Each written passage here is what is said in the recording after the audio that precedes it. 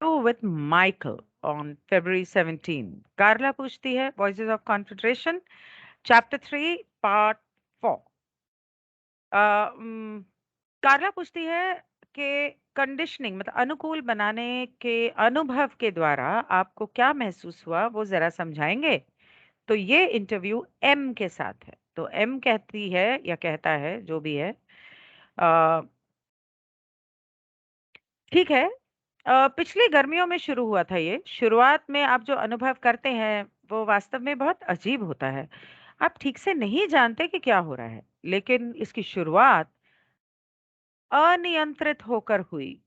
मुंह को अनियंत्रित करके हुई। जैसे पहले सबने बोला कि मुंह आड़ा टेढ़ा होता है जो जमाई के रूप में होता है, और जबड़े की मांसपेशियों में खिंचाव होता है जो अनियंत्रित तरीके से मुंह को खोलता और बंद करता है।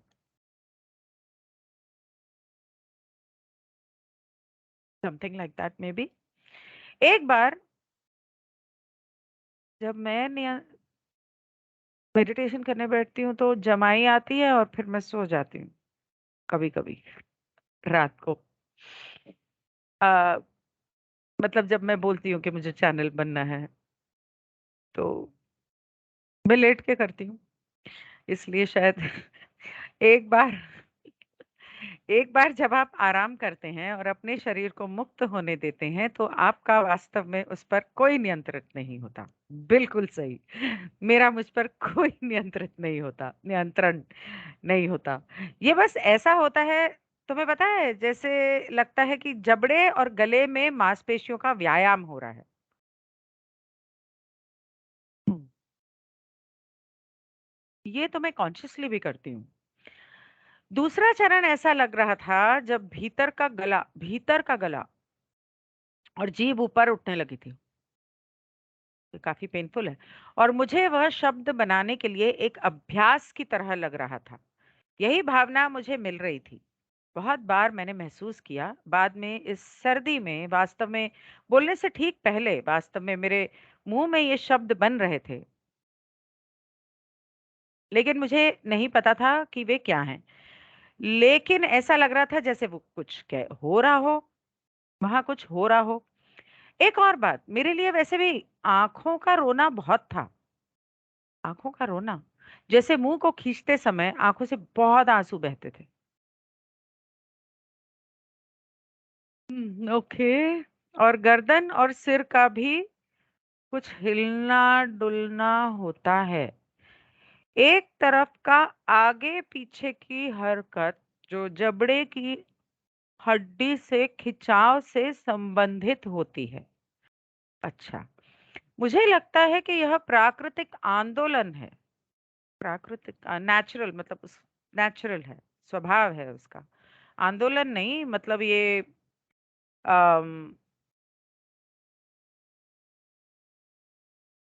आंदोलन नहीं, stretching of the jaw bone natural movement है। प्राकृतिक आंदोलन, स्वाभाविक हरकत है। और जैसे ही जबड़ा जबड़ा खुला होता है, सर के पीछे की ओर होता है। और इसका वर्णन करना थोड़ा कठिन है। हाँ, मुझे कोशिश करने में भी कठिन लग रहा है। ये बस ऐसे ही होता है। ऐसा ही कुछ होता होगा। तो कार्ला कहती है, क्या आपने अपने सिर पर कुछ महसूस किया है? हाँ, मेरी खोपड़ी वास्तव में तंग महसूस हो रही है और मैंने भी पूरी तरह से गर्मी महसूस की है। मतलब मुझे ऐसे लगा जैसे कुछ गरम लग रहा है मेरे सर के ऊपर, और पसीना आने लग गया, और ऐसे लगा जैसे सर के ऊपर कोई ऊर्जा एनर्जी फील्ड है, ऊर्जा क्षेत्र है। क्या आपको इसका एहसास है? मुझे लगता है कि हमेशा एक निश्चित मात्रा में संदेह रहा है, सिर्फ इसलिए कि हम सभी प्रकार की कंडीशनिंग और ब्लॉक के साथ बड़े होते हैं। हाँ, जब हम बड़े होते हैं तो हमारे दिमाग में काफ़ी सारे बिलीफ सिस्टम्स होते हैं, ब्लॉकेजेस होते हैं, और हमारी अपनी एक कंडीशनिंग होती है। तो इसलिए बच्चे को अगर चैनल बनना हो, उसके लिए बहुत आसान होगा। लेकिन एक बार आप बड़े होने लग जाओ तो बहुत मुश्किल हो जाता है सीखना, खास करके अगर आप बहुत ही मेंटल मैं मेंटल मतलब पागल नहीं, मतलब सोचने वाले इंसान हैं, जो हमें लगता है कि बाहरी अंतरिक्ष संचार के साथ कुछ भी करना बक रोजर्स है। हुँ। अम, हाँ, तो हमारे बचपन से हम इस तरह से बड़े हुए हैं जिसके वजह से हमारे दिमाग में ऐसी बहुत सारी बातें हैं कि अंतरिक्ष में तो कुछ होता ही नहीं है, कोई और लोग ही नहीं होते, किसी से बात ही नहीं करते। तो बक रॉजर्स का मतलब है यहाँ पर मेरे ख्याल से कि बकवास है। एक तरह से। लेकिन पिछले साल मुझे ऐसा लगा कि मैं ये सब काफ़ी सारे ये जो मेरे बिलीफ सिस्टम्स हैं, मेरी सोच-विचार है, मैं इनको काफ़ी सारे अपने दिमाग से हटा रही हूँ और साफ कर रही हूँ दिमाग से और मेरी चेतना जो है, ये बहुत ही ब्रह्मांड के स्तर पर फैल रही है। और ऐसा करने में मुझे काफ़ी स्वतंत्रता और ज़्यादा स्वतंत्र महसूस हुआ और बहुत अच्छा लगा। जब आप इस तरह की बातें और इस तरह के संदेश की तरफ देखते हैं जो हमें मिलते हैं, तो मुझे नहीं लगता कि कोई सवाल रह जाता है कि सत्य जो है वो स्पिरिट में है, आत्मा में है, ब्रह्मांड परमात्मा में है। अम,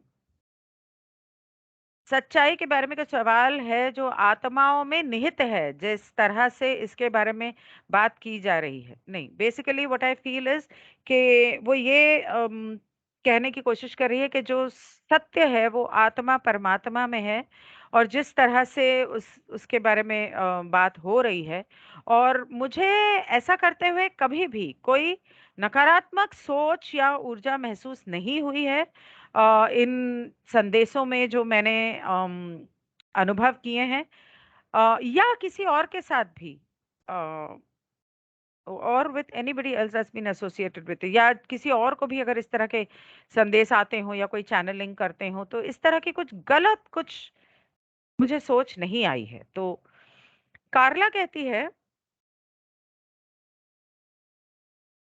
कार्ला कहती है कि तुमने कभी सोचा है इस बारे में कि क्या आप जो चैनल कर रहे हो या आपके दिमाग में जो सोच आ रहे हैं, वो कहीं आपकी अपनी सोच तो नहीं?